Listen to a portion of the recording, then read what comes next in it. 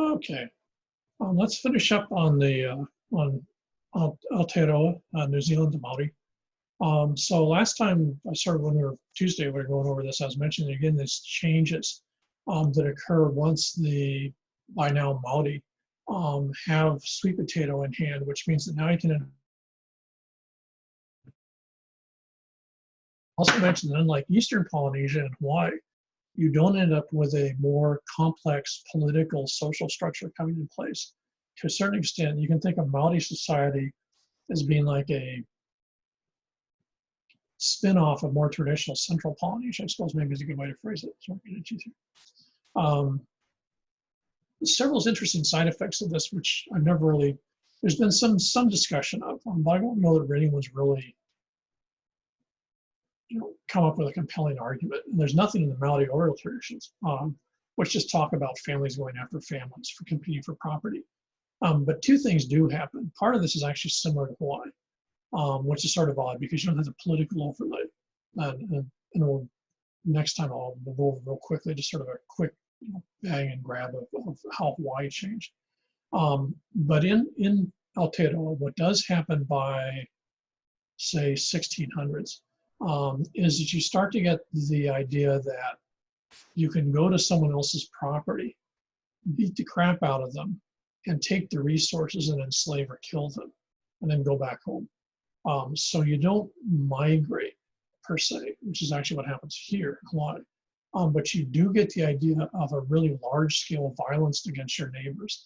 Now, this is different than the auto stuff that you see in Eastern Polynesia, where basically you go someplace, take it over under the new religion, and sort of eat the resources out. You actually there you want to incorporate the members of the elite into your system. Here you don't. You're either part of the family or you're not. And if you're not part of the family, you are potential prey. And so what happens is what sort of the classic Polynesian conflict, which is between families, becomes somehow sort of amplified or exacerbated in Aotearoa. And you see this classically in this set of images here, which I'll see if I can swing up here. Let's see.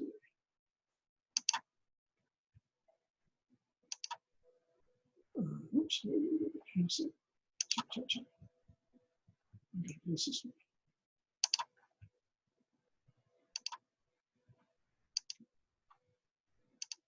I think if I swing through this, you guys swing through this too. These are what are called pa. These don't show up in Aotearoa till around 1600. And they're entirely Maori invention. They're not related to anything the Europeans are doing. So this is something that the Maori came up with. You see them very quickly spreading across most of the North Island, which was your most inhabited areas, really, really quickly. And these things are unique. Now you have forts in the rest of Polynesia. There's a few forts in Tahiti. There's some spectacularly large forts in Fiji, in the Lau Island group. I don't know of any in Samoa. I think there's actually some star forts in Samoa, but there's been very little archaeological work done in most of Central Polynesia. And you just have a few fortified areas here in Hawaii on ridges. But here, what you find, as in the rest of Polynesia, is these areas tended to be refuges. So if it really hit the fan, people would have a place to go to and hold out till the invaders would leave. So they're not really very big, and they're not used all the time. They're just a very temporary. They're like an emergency shelter. It'd be like a bomb shelter if you were like back in the 50s and 60s, and people would making like nuclear shelters in their backyard. It'd be like that type of thing. You build these things, but you really hope you never had to use them. Now, if I remember when we were talking about Hawaii, you do end up with the idea of refuge caves here in the 1700s, which are again reflective of the large-scale violence that hits the Hawaiian Islands in that period. Now, the same thing hits Aotearoa, but what triggers it, we don't know. We don't have any particular evidence that there were food shortages. So it's not like, people were starving again. So it's like the battle days return. So there's food available, but for some reason, it just becomes really fun or really attractive or really whatever to try to take it from your neighbor. And so what you find, unlike the rest of Polynesia, in fact, pretty unique even in Southeast Asia, is you find these massive and incredibly complicated forts that are built. Here's actually a really good example. Here's a real one here. So you actually take an existing hill and you actually spend an enormous amount of effort cutting trenches and terracing the whole thing, and then putting these fortifications around it. Now I should point out these are Kauri wood. Kauri is like ironwood, so it's incredibly hard wood. It's fire resistant. So when you build these things, to all intents and purposes, like building them out of iron. So on one hand, they're just, on the one hand, these are wooden walls. On the other hand, when the British, for example, get into it with the Maori, they find that walls like this are oftentimes cannon proof. So these suckers are serious. And this gives you an idea of how complex these things are. You know, it's incredibly complicated. These are permanent. And so what happens is more and more you find that a family will have one or two of these. And what they'll do is they'll live around them. So it becomes very much like a medieval European fort. Everyone lives within walking or running distance of the pond. And when it hits the fan, everyone goes to the pond, hangs out in the pond. And you wait in the pond till your neighbors who are causing trouble go home. And then if they've really pissed you off, you get your soldiers together and you go marching off and you go give them a hard time. Of course, they'll be sitting in their pond. This is what the British run up against in the Maori Wars. It really just takes them to the cleaners. They get their butts clobbered by the Maori with these things.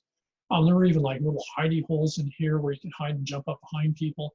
And this thing really looks, all you're missing is like a couple of knights. It looks like medieval Europe. Now the key part is what you find is inside of the pond. On the Maori move almost all their ritual structures.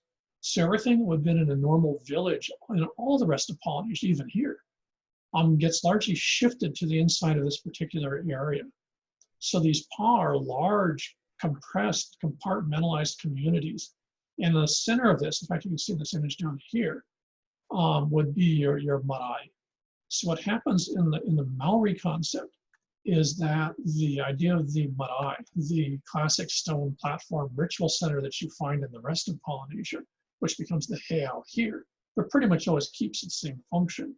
So it's always based on a particular location. That location has mana. So the marae or heiau is intended to manipulate and use that mana. And so it's an amplifier generator of mana for elites to then give out or distribute to the rest of the population. Well, that gets completely reinterpreted by the Maori. To a certain extent, it'd be hard to argue that these spots have more mana, but they're defendable. So what happens is the marae, which I would guess is probably the structure here, actually gets put up here because you can protect it. And so one of the key aspects then of Maori warfare in the pre-European period is that you take someone else's pawn, you burn the buildings down, enslave and kill the population, but most importantly, you burn the marae. So in destroying the marae, you destroy the ability of that family to tap their ancestral mana. And you also embarrass them to their ancestors, because remember, as in the rest of the Pacific, ancestors aren't dead, they're still around. So you embarrass the living to their ancestors. So of course, then a family has to either reconstruct this, take vengeance on their enemies, but to a certain extent, if this ever happens, then of course they're also trashed with their ancestors. There's not really a lot of details about how in the Maori tradition a family would handle the destruction of a marae. This becomes an enormous issue politically in the 19th and 20th century, because when the British move in and colonize most of Aotearoa and shift the Maori off of most of the land, among other things, they destroy most of the Maori. And so that's been a big issue with Maori in Aotearoa in the last 50, 70 years, is the rebuilding of marae. With the idea that if they don't have a marae, if your family doesn't have the marae, then to a certain extent, the family doesn't exist anymore. They've lost their link to the land, they've lost their link to their ancestors, and that's done through the structure, it's done through the place. But notice how place has now become a much more military type of thing. Place isn't based on a relationship with the land, it's based on a piece of real estate that you can protect to protect the structures and the people, most importantly, your link to the ancestors inside. So this is the peculiar part of Maori society. There's not a lot of good discussion that ever has particularly gone on about just exactly what the hell is up with marae, or pa, I should say. But I mean, if you see this little image here, I mean, getting into these things was intentionally difficult. You had to use ladders in many cases. So, you know, you can just imagine like shifting big bags of sweet potatoes and stuff like that. It must have been a nightmare. So these things are an incredible pain in the ass to live in. They're an incredibly harsh environment to live in, relatively speaking, given the fact that it's fairly cold. And you've got nice, really comfortable spots down here, but no, you got to be up here. So to a certain extent, the idea of violence, of a fairly large scale violence, starts to dominate the Maori landscape. This predates the Europeans. Now, of course, when the British show up in the 17, 1800s, they take one look at this and they're going, wow, this is like a Norman castle. And the guy in here would be a duke or a king or a high chief. And so therefore they sort of analogize that this is just, oh, these guys are like medieval Europeans, which, you know, it's easy to see the British, it's not an illogical jump to make. It's wrong, but it's not illogical. So this probably is one reason why the British treated the Maori differently than they treated the folks, say, in Samoa or Tonga or something like that, where we didn't have this idea of a fortified system. So the Maori, this Maori idea of the landscape, and here's your planting fields here, and your access to this huge marae here. This becomes a central part of Maori logic, but it also, of course, helps to spin the way that the Brits see the Maori. So when the British try to take these things and then take huge casualties, they eventually win, ironically, because they get enough other Maori to fight for them. But by the time that these wars end, with the Maori-British wars, the British have taken a ton of casualties and they've got a huge amount of respect for the way that the Maori fight.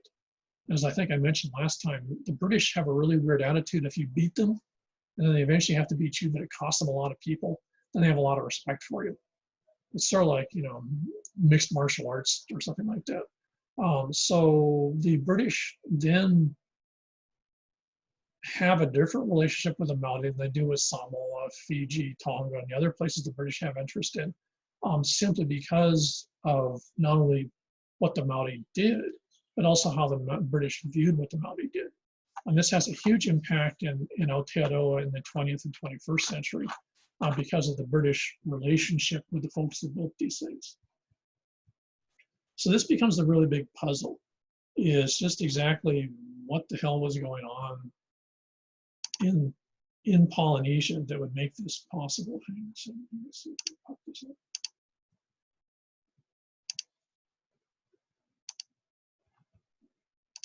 Here's the particularly, in this case, actually not a bad article from Wikipedia. This gives you an idea of the size of these things. Think of the amount of effort that's taken. This was a regular hill. The amount of effort it took to cut all these terraces of this thing, and then it would, of course, been to have the walls. And just imagine having to go up and down this thing every morning to go to work in the fields. And the fields might be a couple of miles away, but everyone's trained, so when something looks like it's happening, there'll be alarm, you know, gongs or probably gourds blown, and everyone has to make a run for this spot. So these massive military structures, and you know, sort of the side effect of this, and oftentimes in really inaccessible locations, which must have had a huge impact on not only the populations, but things like health and such like that. And not surprisingly, the Maori tended to take it, as all the rest of Polynesians did, really badly when they started to acquire European diseases. And it's not surprising when you think of a population pretty much packed in areas like this, smallpox, even think of COVID-19, anything coming into this population is pretty much going to hit everyone because everyone's so packed together. This would have been totally unfamiliar to someone coming here from Samoa or Tahiti or even Hawaii, that the majority population would be in structures like this. So, you know, it's actually, this is not a bad Wikipedia article, it gives you some idea of the way these things work. So in this, what you then find, as I mentioned earlier, let me switch this back and forth.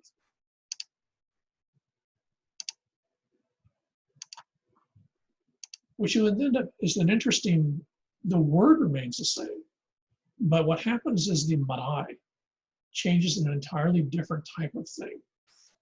Now the marae in the rest of Polynesia has no central buildings. Even here in Hawaii, the heiau always had storage buildings on the side, but there wasn't a central building.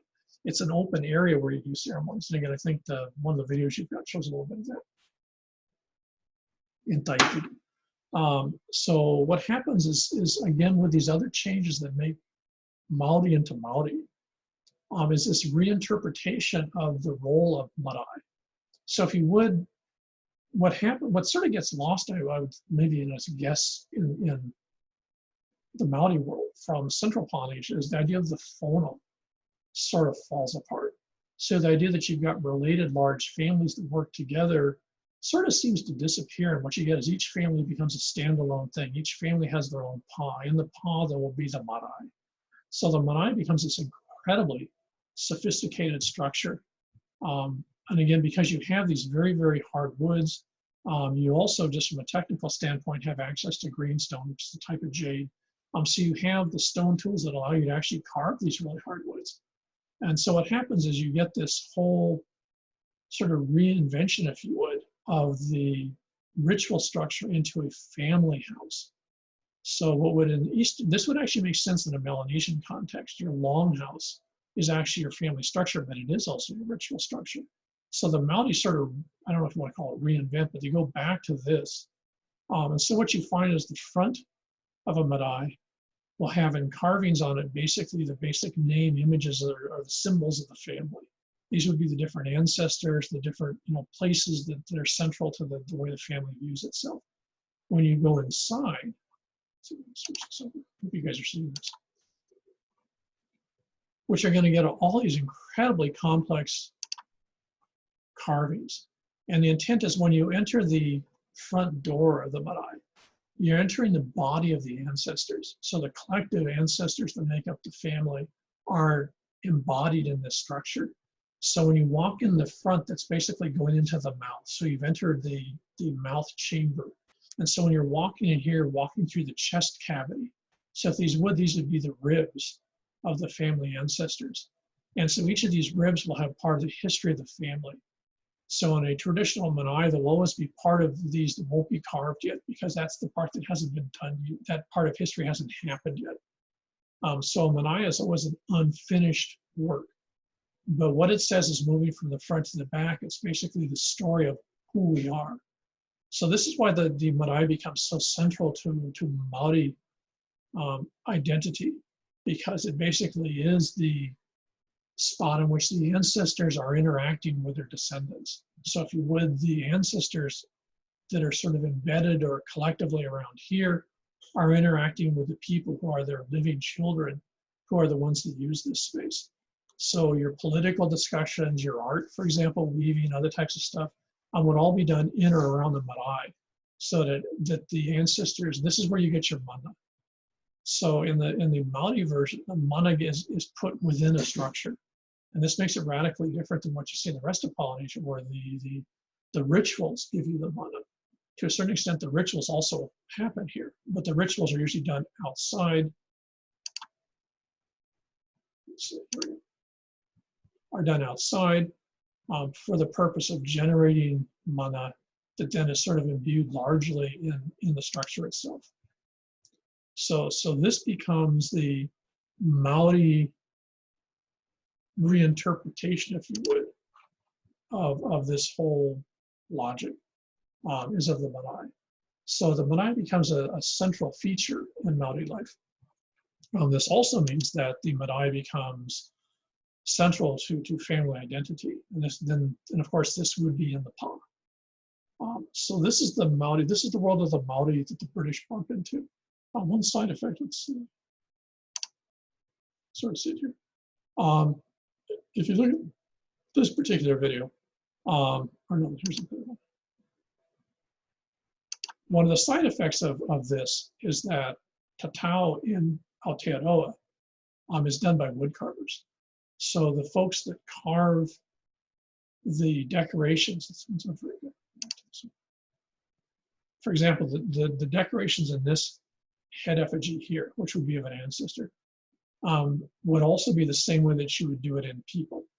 So unlike tatau and the rest of Polynesia, where you basically place ink under the skin, the Maori basically carve skin. So what you do is you actually cut someone's skin, you embed charcoal on usually I can't remember what they use in New Zealand. Whichever version of the charcoal they use. I don't think they use candle, I think they use something else. There's a particularly ritual form that you then embed. I think it's for a type of fur. They use sort of a blue color. So what you do is you embed that in the cuts. So when the skin heals, you'll have these permanent scars. So to a certain extent, when you get tatau done in Aotearoa, traditional tatau meant the shape of the body had actually changed. Your face had been carved. So you didn't put color into people, you actually carved into people. This is a real important distinction to make is then that what you find is your folks that do tatau are oftentimes called skin carvers because they're the same people that do the wood carving. So you'd go and get the guy that did this and you'd say, oh, I need a family stuff and I like the way that you do, the structure, the way that the lines flow, whatever it is, I like your style. Or maybe it's most likely it's probably a member of your extended the clan, the Aingu, that actually is the person that does those. And so to a certain extent, you're not going to see a lot of distinction between a wooden image and a human, a living person image. They're going to look very, very similar. This had a huge impact with the Brits when they saw these, especially the guys with this massive amount of scarification on the head. And one sort of the grim side, sort of weird, kinky aspects of all this is the huge trade that starts going on in shrunken heads, which is really famous in the 19th century in Europe and North America, is Maori shrunken heads. Because among other things, what you'd find is if you're in a family and you invade and take someone else's paw, that you'll take these senior male members which have these, this work on their face, and you'll go and you'll dismember them and you'll shrink the heads and then take the heads and put them inside of your paw. So what you get is this idea that you're basically taking the mana of your enemies and using to display to your ancestors how successful you are, to basically credit your ancestors with giving you the amount of mana that you needed to conquer these people. And then not surprising the other family wants the heads back because they're reflective of their lack of mana. So what you find is when the Brits get involved in all this, becomes this really bizarre, kinky trade in shrunken heads. And so you still have Maori today in the 21st century trying to get, these pieces of their ancestors, pieces of their family, back from museums, private collectors. It's pretty bizarre. But it's also very, very typical because the Maori were actually doing this. It's just when the Brits saw this, they thought, oh, this is so kinky, and this is so, this is so gnarly, and it's so, whatever. So it's one of the sort of weird tangents of all this stuff is the whole sort of trafficking that goes on in this. Okay, so I think with that pretty much finishes what I wanted to do with the Maori. It's a really complicated situation. We'll get a little bit more into it in the contemporary issue when we segue off of the Hawaii. So I'll send you out I don't think I actually sent you guys the Hawaii stuff. I'll send you the pre-European Hawaii material from the 340 class, so you have that set of PowerPoints. But you don't need to go into it in detail. I just want to hit some spots. I don't feel like working up a whole separate PowerPoint for maybe 2 or 3 things. So I'll send you that one. So expect that, as a Canvas attachment. But for that, we'll sort of stop with Aotearoa for now. So anyways, have a good weekend. See you guys.